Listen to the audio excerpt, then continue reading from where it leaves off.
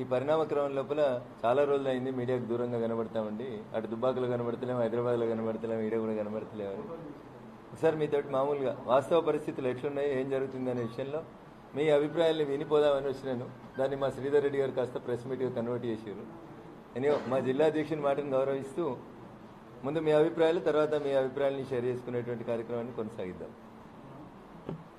So the option is open for media friends అండి. మీ side నుంచి మొదలు పెడదాం, నా సైడ్ నుంచి ముగిస్తాను. ఈనాడు ఉన్నారా అన్న? ఎవరు వచ్చిరా? ప్రింట్ మీడియా ఎవరు రాలేదా మిత్రులు?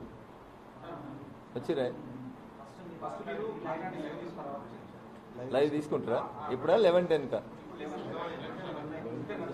బులెటిన్ నడుస్తుంది? మీడియా మిత్రులకి నమస్కారం. నేను మీ రఘునందన్ రావు, ఎమ్మెల్యే దుబ్బాక. ప్రస్తుతం మునుగోడు ఉప ఎన్నికల బరిలో సంస్థాన్ నారాయణపురం అనేటువంటి మండలానికి ఇన్ఛార్జిగా పనిచేస్తూ వస్తూ ఉన్నాను. తెలంగాణ రాష్ట్రంలో ఏం జరుగుతూ ఉంది, పరిస్థితులు ఎట్లా ఉన్నాయనేటువంటి అంశాలని మీతో షేర్ చేసుకోవడం అనేటువంటి ఒక ఉద్దేశంతో ఇక్కడికి రావడం జరిగింది. మునుగోడు ఉప ఎన్నిక నోటిఫికేషన్ వచ్చిన నుంచి రాష్ట్ర రాజకీయాలు ఎటువైపు పోతా ఉన్నాయనేది దయచేసి ఒకసారి ప్రజాస్వామికవాదులు ప్రజలందరూ కూడా ఆలోచించాలని నేను సవినయంగా విజ్ఞప్తి చేస్తా ఉన్నా. ప్రజాస్వామ్యం పరిడవిల్లాలంటే ఓటరు స్వేచ్ఛగా స్వతంత్రంగా ఓటేస్తే బాగుంటుంది. ప్రజాస్వామ్యం పరిడవిల్లాలంటే ప్రతిపక్షం గట్టిగా ఉండాలని రఘునందన్ రావు గారు కోరుకోలేదు. రాజ్యాంగం రాసిన డాక్టర్ బిఆర్ అంబేద్కర్ గారి దగ్గర నుంచి మొదలుకుంటే ఈ దేశంలో పేరెన్నికగన్నటువంటి అనేక మంది పెద్దలు, భారత పార్లమెంట్లో ప్రాతినిధ్యం వహించినటువంటి అనేక మంది ఇంటలెక్చువల్స్ కోరుకున్నటువంటి కోరిక ఏంటంటే ప్రజాస్వామ్యం పరిడవిల్లాలంటే పాలకపక్షంతో పాటు ప్రతిపక్షం కూడా గట్టిగా ఉన్నప్పుడే ఎవడి వీపు వాడి కనబడదు. కాబట్టి ప్రతిపక్షం ప్రశ్నిస్తూ ఉంటే పాలకపక్షం తన తప్పుల్ని సరిదిద్దుకొని బాగుంటుంది అని కోరుకుంటున్న పరిణామ క్రమంలో మునుగోడు ఉప ఎన్నిక రావడం జరిగింది. వచ్చిన మునుగోడు ఎన్నిక ఎట్లుంది అని అంటే తిక్కలోని పెళ్లిలో తిన్నోడు అదృష్టవంతుడు అన్నట్టున్నది.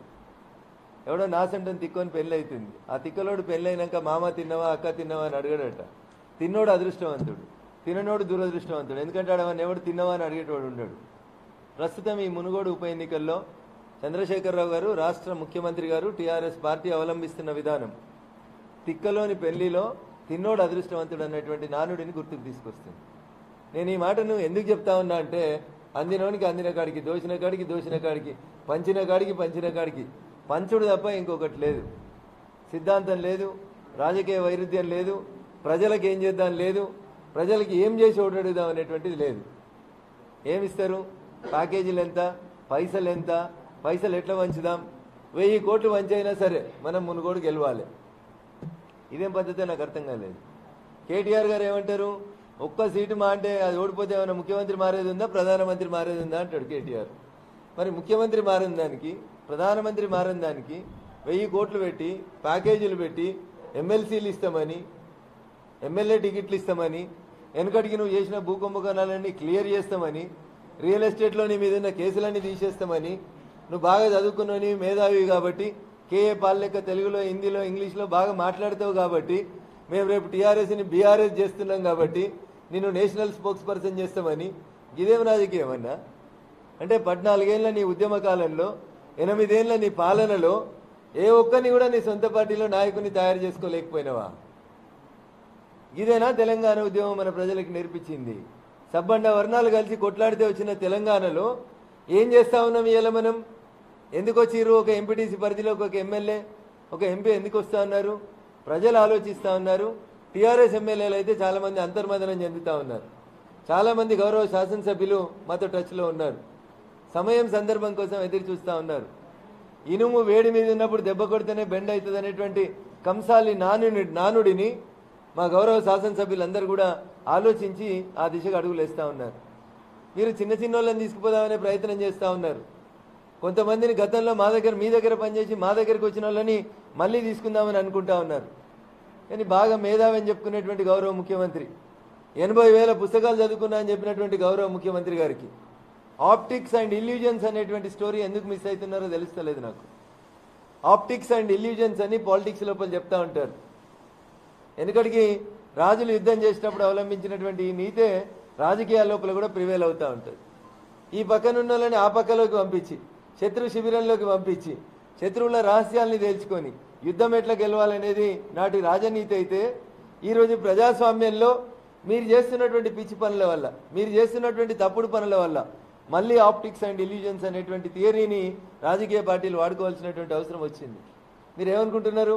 కండువా కప్పి మీ పక్కన కూర్చోబెట్టుకోగానే వాళ్ళంతా మీ వాళ్ళని అనుకుంటున్నట్టున్నారు మీరు బహుశా. కానీ మీ వాళ్ళని కొందరిని మేమే అటు పంపినామేమో అనేటువంటి విషయం మీరు మర్చిపోవద్దు అనేది మీరు అర్థం చేసుకోవాలి. నీ పక్కన వాళ్ళు కనబడుతురు కావచ్చు, మనుషులు నీ పక్కన కూర్చుంటారు కావచ్చు, భౌతికంగా ఆ మనుషులు అక్కడ కనబడుతుండొచ్చు, కానీ ఆ మనుషుల మనసు మాత్రం మాతోటే ఉంది. భారతీయ జనతా పార్టీని గెలిపించేందుకే వారి మనసు అక్కడికి చేరింది అనేది మీరు అర్థం చేసుకోవాలి. ఈ ఆప్టిక్స్ అండ్ ఇల్యూషన్స్ని చంద్రశేఖరరావు గారు మర్చిపోయిందని నేను అనుకుంటలేను.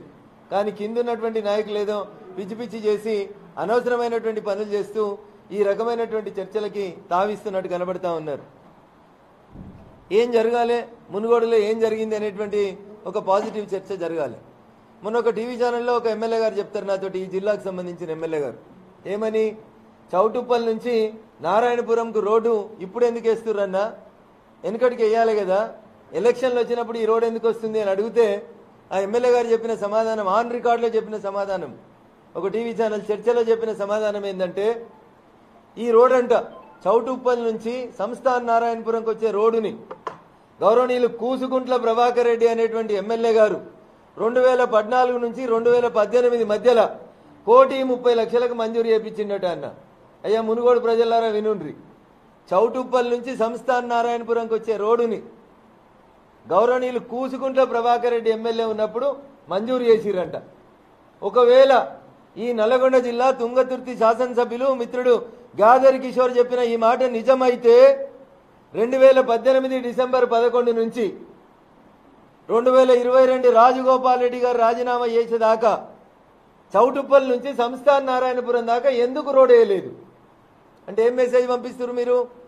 ప్రతిపక్ష ఎమ్మెల్యేలు ఉంటే రోడ్ వేయరా? కూసుకుంట్ల ప్రభాకర్ రెడ్డి మంజూరు చేయించిన రోడ్డుని రాజగోపాల్ రెడ్డి గారు ఎమ్మెల్యే గెలిచిరు కాబట్టి నియోజకవర్గ ప్రజల మీద బదిలా తీసుకున్నందుకు 3.5 ఏళ్ళు ఆపినరా గాదరి కిషోర్ గారు? ఏం చెప్పదలుచుకున్నారు మీరు? టీఆర్ఎస్ పార్టీ ఏం చెప్పదలుచుకుందనేది ఒకసారి ఆలోచించాలి. ఏదో చెప్తుర్రు, గొర్రెల పథకానికి మేము బ్యాంకులో డబ్బులు వేస్తే బీజేపీ వాళ్ళు ఉత్తరం రాసిర్రు. సార్, గొర్రెల పథకం కోసం, రెండో విడత గొర్రెల పంపిణీ కోసం రాష్ట్ర వ్యాప్తంగా గొర్రెలను కాసేటువంటి మా గొర్రె కాపరుల సోదరులు ఎన్ని సంవత్సరాల క్రితం మీకు డబ్బులు కట్టిర్రు? దాదాపు ఈ 3 సంవత్సరాలుగా ఎందుకు గొర్రె కాపరులకు సంబంధించినటువంటి నిధులని రాష్ట్ర ప్రభుత్వం విడుదల చేయలేకపోయింది? పోనీ ఇయ్యాలైనా ఒక మునుగోడులనే విడుదల చేసిర్రా? మొత్తం రాష్ట్రంలో ఉన్నటువంటి గొర్రెల కాపరులు ఎవరైతే డబ్బులు కట్టినరో, ప్రభుత్వం దగ్గర డిపాజిట్ చేసినరో వాళ్ళకి రిలీజ్ చేసిర్రా చెప్పాలి. ఇవేం చెప్పకుండా బండి సంజయ్ ఉత్తరం రాసిండు, మీ బ్యాంకులలో ఇచ్చిన అకౌంట్లన్నీ వాడుకోవద్దని ఉత్తరం రాసిండు అని మమ్మల్ని బదనాం చేస్తూ ఉంటే సేమ్ హుజురాబాద్ గుర్తుకొస్తలేదా కేటీఆర్ గారు మీకు? హుజురాబాద్లో కూడా గిట్లే చేసిర్రు. దళిత బంద్ చేసిన తర్వాత మేము రాయని ఉత్తరం, మేము సంతకం పెట్టని ఉత్తరం తీసుకుపోయి ఇది బండి సంజయ్ ఇచ్చిండ్రని చెప్పి, దురదృష్టం ఏంటంటే వాట్సాప్ జర్నలిజం వచ్చిన తర్వాత ఇన్వెస్టిగేటివ్ జర్నలిస్టానికి రోజులు చెల్లిపోయినాయి. ఒక ఇంగ్లీష్ తత్వవేత్త చెప్తాడు, నిజం నిద్ర లేచేసరికంట అబద్ధం ప్రపంచాన్ని చుట్టొస్తుందని. అట్లా మా జర్నలిస్ట్ మిత్రులు కష్టపడి పొద్దంతా జర్నలిజం చేసి వార్తలు సేకరించి వాస్తవాల్ని ప్రజల మీద ఉంచేసరికే మా వాట్సాప్ జర్నలిస్ట్ మిత్రులు వాట్సాప్లలో ఏది పడితే అది రాస్తున్నారు, ఏది పడితే అది ప్రచారం చేస్తూ ఉన్నారు. అందుకని మీడియా మిత్రులు కూడా ఎక్కడ డిసప్పాయింట్ కాకండి. అబద్ధం కొంచెం తొందరగా స్ప్రెడ్ అయినా నిజం నిలకడగా ప్రజలకు తెలుస్తుంది. కాబట్టి ఆ ఇంగ్లీష్ తత్వవేత్త ఎప్పుడో 300 సంవత్సరాల క్రితం చెప్పినట్టు నిజం నిద్ర లేచేసరికి అబద్ధం మొత్తం ప్రపంచాన్ని చుట్టొచ్చినట్టు వాట్సాప్లలో రకరకాలైనటువంటి వార్తలు, రకరకాలైనటువంటి గాసిప్స్, వ్యక్తిత్వ హననం, వ్యక్తిగతమైనటువంటి దుష్ప్రచారం చేసేటువంటి కుట్రలు జరుగుతూ ఉన్నాయి. దయించి మా మీడియా మిత్రులు దీన్ని గమనించి తిప్పికొట్టాలని చెప్పి నేను ఈ సందర్భంగా మీ ద్వారా మునుగోడు ప్రజానికానికి, రాష్ట్ర ప్రజానికానికి అందరూ కూడా విజ్ఞప్తి చేస్తూ ఉన్నాను. టీఆర్ఎస్ పార్టీ ఏమనుకుంటుందంటే, ఇంట్లో లైట్ వేస్తే, ఇంట్లో స్విచ్ ఆన్ చేస్తే పెరట్లో లైట్ వెలిగినట్టు ఎవరినో హైదరాబాద్లో కొనుక్కుంటే మునుగోడుకు సంబంధం లేని నాయకులని బలవంతంగానో ఒత్తిడి తెచ్చో కేసులు పెడతామనో ఇంకేదో వారికి ఉన్నటువంటి వ్యక్తిగత బలహీనతల్ని అడ్డం పెట్టుకొని ఈ నియోజకవర్గంతో సంబంధం లేనటువంటి కొంతమంది నాయకులను కొనుక్కొని అంతా అయిపోయిందనేటువంటి భ్రమలల్లుంటే ఆ భగవంతుడు కూడా మిమ్మల్ని కాపాడాడు. హుజురాబాద్ ఎన్నిక ఫలితమే మునుగోడులో కూడా వస్తుంది. మునుగోడు ప్రజలు చాలా స్పష్టంగా ఆలోచించిండ్రు, అర్థం చేసుకున్నారనే నేను ఈ సందర్భంగా అనుకుంటా ఉన్నాను. హాయ్ ఫ్రెండ్స్, మా టుడే టుమారో యూట్యూబ్ ఛానల్ చూస్తున్నందుకు చాలా థ్యాంక్స్. మరిన్ని లేటెస్ట్ వీడియోస్ కోసం వెంటనే సబ్స్క్రైబ్ చేయండి. అలాగే ఈ బెల్ ని కూడా రింగ్ చేసేయండి. మా నోటిఫికేషన్స్ అన్ని మీ మొబైల్లో వస్తాయి. అలాగే మా వీడియోస్ మీకు నచ్చితే లైక్ చేయండి, షేర్ చేయండి, నచ్చకపోతే కామెంట్ చేయండి.